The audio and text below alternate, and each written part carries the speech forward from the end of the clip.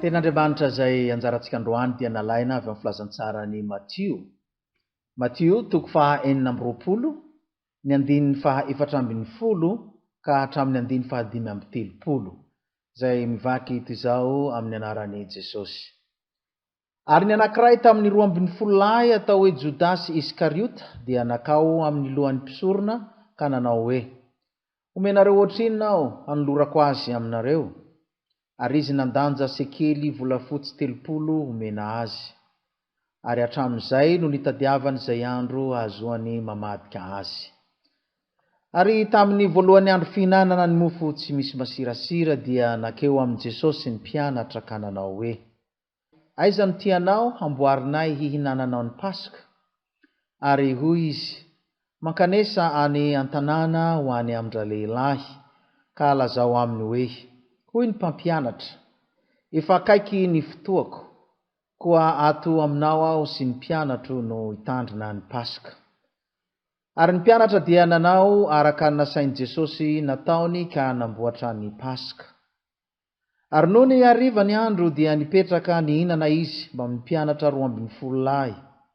Ary raha mbola nihinana izy dia hoy Jesosy: lazaiko aminareo marina tokoa fa ny anankiray aminareo hamadika ahy. Dia nalahelo indrindra izy rehetra ka samy nanontany azy hoe: moa izao va zany? Moa izao va izany, Tompoko? Ary izy namalika nanao hoe: izay niara nanatsoboka ny tanany tamiko tao anatin'ny lovia dia izy no hamadika ahy. Ny zanak'olona dia mandeha tokoa araka izay nanoratana azy, nefa alozan'izay olona hahazoana ny zanak'olona hatolotra. Tsara ho an'izany olona izany raha tsy ary akory. Ary Jodasy izay namadika azy dia namaly ka nanao hoe: izao va izany Raby eo? Dia hoy izy taminy: voalazanao. Ary raha mbola nihinana izy dia nandray mofo Jesosy, ka noho efa nisaotra izy dia novakiny ka natolo ny mpianatra ary hoy izy: raiso, hano, ity no tenako. Ary nandraikapoaka izy ka noho efa nisaotra dia natolony azy ka nataony hoe: sotroinareo rehetra ity, fa ity no rako, dia amin'ny fanekena izay alatsaka ho an'ny maro ho famelan-keloka. Ary lazaiko aminareo fa hatramin'izao dia tsy mba hisotro itony vokatry ny voaloboka itony intsony aho, mandra-piavy ny andro hiarahako misotro izay vaovao aminareo any amin'ny fanjakan'ny raiko. Ary rehefa nihira fiderana izy dia lasa nakany amin'ny tendrombohitra Oliva. Ary tamin'izany dia hoy Jesosy taminy: ianareo rehetra dia ho tafitohina noho ny amiko anio alina, fa voasoratra hoe: hamely ny mpiandry aho dia hiahaka ny ondry andrasana. Fa rehefa hatsangana aho dia hialohanareo ho any Galilea. Fa Petera namalika nanao taminy hoe: na dia ho tafitohina noho ny aminao aza ny olona rehetra, izaho tsy mba ho tafitohina mandrakizay. Hoy Jesosy taminy: lazaiko aminao marina tokoa fa anio alina, raha tsy mbola misy akoho maneno dia handà intelo ianao. Hoy Petera taminy: na dia hiara-maty aminao aza aho, tsy mba handanao tokoa. Ary toy izany koa no nolazain'ny mpianatra rehetra. Amen. Hiara-mivavaka isika. Ry Jesosy Kristy Tompo, misaotra anao izahay noho ny nanoloranao ny tenanao faty hisoloanay. Fitiavana lehibe tokoa izany. Saotranao izahay riray eo no nahafoizanao tokoa ny zanakao handalo izany fahafatesana mahatsiravina izany. Ataovo manokatra ny fonay izahay handray any Kristy ho mpanjaka ao am-ponay. Ataovo miaina ny fiainana mendrika izany fanavotana anay izany tokoa izahay hatramin'izao, ary ho tohizana izany amin'ny lova ho raisinay ao aminao mandrakizay. Amen. Tiako ny hitondrantsika makany amin'ny fanomanana ny foampanahintsika hiatrika an'ity herinandro masina ity. Ary izao teny izao dia mitarika atsika ho any amin'izany. Ny isintomako atsika androany dia ny fihetsika reto mpianatra Jesosy reto. Ny anankiray nanantona ny lehibe ny mpisorona anontany hoe: inona no omenareo ahy fa atolotro anareo ny mpampianatro? Ny mpianatra sasany 12 kosa nefa dia nanantona ny tompony nanontany hoe: raby eo aiza ny tianao hanomananay ny pasaka ho anao. Ho tonga zao ny pasaka na ny paka de samy manana zavatra eritreretina daholo tsika miavaka ity tamin'ity taona ity noho ny fisiany valanaretina ary tsy fahafahana mivory amina toerana anankiray kanefa afaka makalaza izany ihany tsika any atokantranotsika any. Ny pasaka dia tsy ny datin'andro ry havana fa ny pasaka dia ny fiainatsika isan'andro mankalaza ny fitsanganan Jesosy Kristy tamin'ny maty. Vao manonona fotsiny sika hoe andro alahady de efa pasaka sahady zany, andro voalohany tamin'ny herinandro fakalazana ny tsanganan Jesosy Kristy tamin'ny maty. Raha mibanjina izao pasaka izao tsika dia inona ny ao anatin'ny eritreritra ao? Ho tahaka ny Jodasy ve mitady hoe inona ny tombony ho azoko amin'ity pasaka ity? Sa ho tahaka ny mpianatra sasany izay ny eritreritra hoe aiza no toerana hankalazantsika io pasaka io? Ny pasaka voalohany ry havana dia nankalazaina tao anaty trano.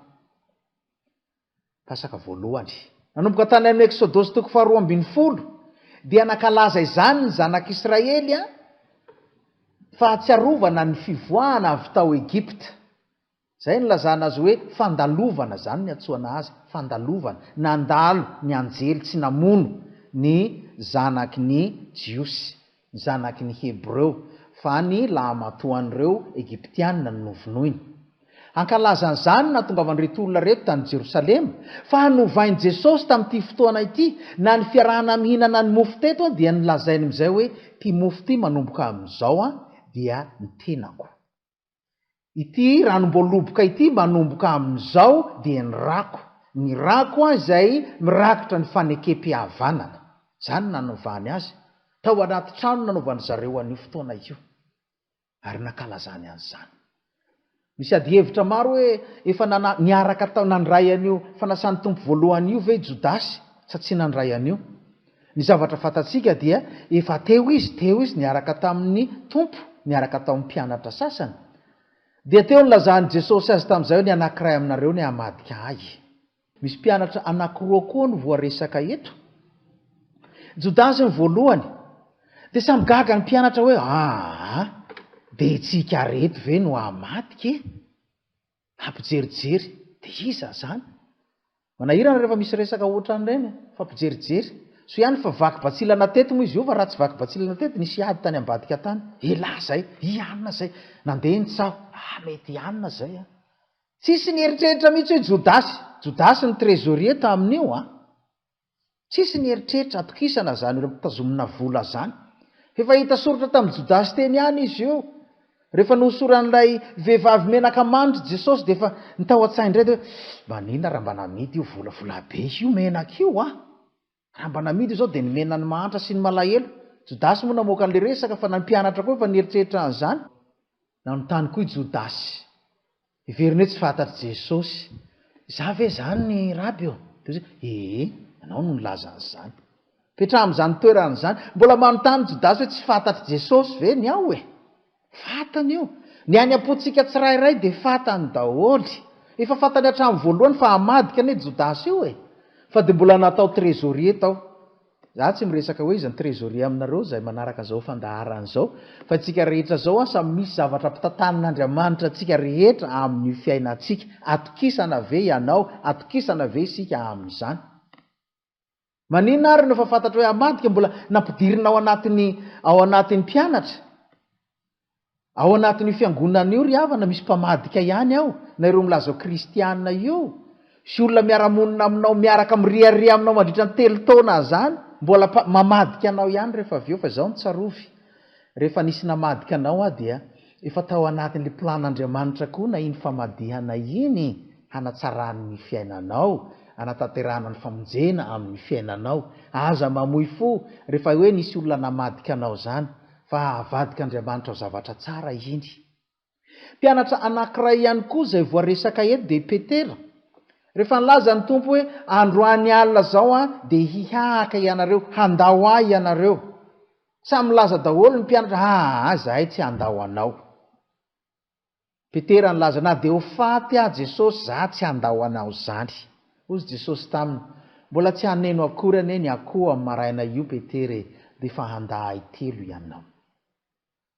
Ny zavatra nisy ry havana dia nitarika an'ilay famadihana nataony tokoa i Jodasy.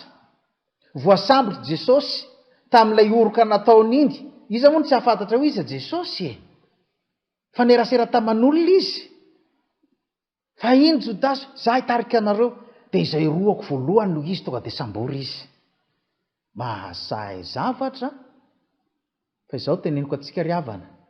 Mety miresaka ny Jodasy tsika. Fa zavatra miseho amin'ny fiainantsika andavanandro ihany koa zany raha tsy mitandrina ny famadihana noho ny filana harena, noho ny filana voninahitra. Manao izay zavatra tsy tokony atao mba hahazahoana toerana. Manao izay zavatra tsy tokony atao mba hahazahoana vola. Manao zavatra tsy tokony atao mba hampisogadina anao fiarahamonina. Efa Jodasy anie ny anaranao amin'izay e. Nahatsiaro nanenina izy dia nilazantsika azy hoe nibebaka dia namerina an'ilay vola. Fa inona no nahanjo azy rehefa avy eo? Ilay fibebahany tsy fibebahana ny sitona nakany amin'ny tompo. Misy olona ry havana mibebaka, androany izy mibebaka, fa rapitso izy efa tsy hitanao amin'ilay fibebahana tsony izy, fibebahany Jodasy izay. Niala ny fiangonana indray izy. Olona tena nafana fo, nitarika be tao, tsy hita rehefa avy eo fibebahany Jodasy. Jodasy rehefa nibebaka vetivety, tsy niverina nakany amin'ny 110 izy, na nijery hoe aiza moa nitondrany zareo an'i Jesosy mangatahako famelan-keloka, nandeha namono teny izy. Ny fibebahany Petera dia zao, rehefa nahatsapa izy fa nandaha ny tompo dia nitomany. Ary rehefa nitomany izy nandeha niverina tany amin'ny mpianatra naman'ireo 10 ary niandry an'i Jesosy. Nitomany izy. Rehefa eny hoe nitsangana tamin'ny maty Jesosy, niazakazaka izy sy nakany amin'ny fasana. Izany ny fibebahana tadiavin'i Jesosy aminao ry havana. Rehefa mibebaka dia aza mamoy fo. Fa rehefa mibebaka dia miandrasa an'i Jesosy amin'ny mpitoniana sy amin'ny mpifaliana fa ho avy izy. Ary rehefa tonga aminao izy dia milaza hoe andraso ary ny ondriko. Tia ahy ve anao? Fatan Jesosy ny ao am-pontsika ry havana. Aza manontany an'i Jesosy hoe za ve zany teneninao zany? Ianao tokoa zany? Fantany zany. Mpanjaka ny kristianina rehetra Jesosy. Ary nasandratry ny ra izy ho amin'ny toerana ambony indrindra. Ao amin'ny Filipianina 2:2 zany. Nomeny voninahitra ambony izy, ny anarana ambony izay andohalian'ny lohalika any an-danitra sy ty an-tany. Fantatry Jesosy ianao. Fantatry tompo ny fahalemenao. Fa vonona ny amela heloka anao mandrakariva izy. Dao hiaraka ankalaza ny Pasika itsika. Ao amin'ny tokantranontsika. Amin'izay toerana ahafahantsika miangona. Amin'izay toerana ahafahantsika mivavaka. Amin'izay toerana ankalazantsika ny tompo. Fa izao Pasaka zao dia anambarany Jesosy fa rehefa mandray ny tenany ianao, amin'ny teniny zany ny mofinaina indrindra, dia miaina ao anatinao izy. Jesosy no ameno ny fiainantsika rehetra, ameno ny banga rehetra. Ankalazao ny Pasaka miaraka aminy. Antsoa izy. Vao tonga eo aminao izy. Fa maty ho anao izy, ny randy no nomeny ho fanekem-pihavanana ka tsy andao na afoy anao izy. Manomboka amin'izao sy amin'ny fiainanao rehetra. Amen.